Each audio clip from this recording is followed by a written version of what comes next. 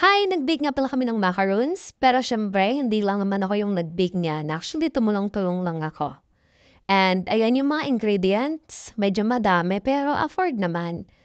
So, pagsasama-samahin mo lang sila, ganyan.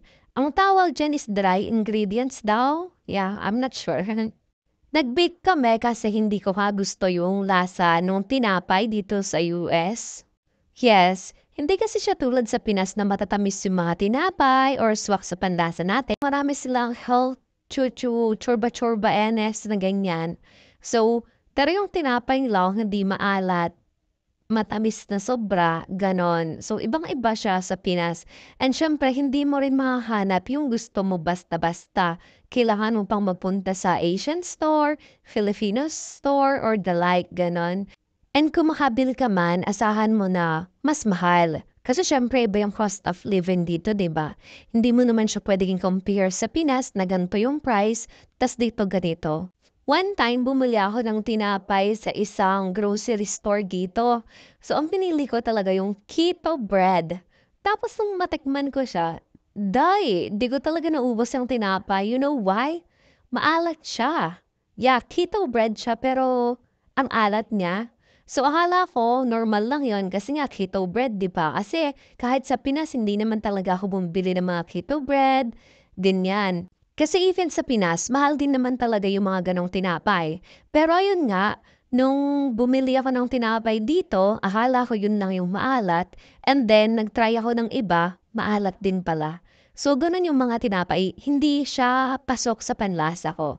Kaya naman, dahil may mga ingredients naman na same like sa Pinas na mga condensed milk, dito evaporated milk, you can go ahead and buy everything you needed na lang para mag-bake ka. And then, you do it yourself, di ba?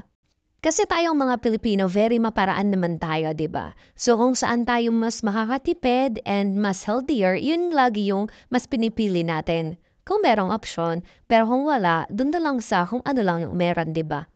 Wait, baking video 'to, pero bakit nagkukuwento ako, 'di ba? Ha, wala lang, kasi gusto ko lang din naman i-share sa inyo kung bakit dumating kami sa point na nag-bake kami. And I think a lot of Filipinos, not all but a lot, they choose to bake their own bread kasi nga maliban sa mas mahal kung bibili ka sa labas, pero may mga ano, may mga mura rin naman na tinapay, hindi ko naman nilalahat na mahal.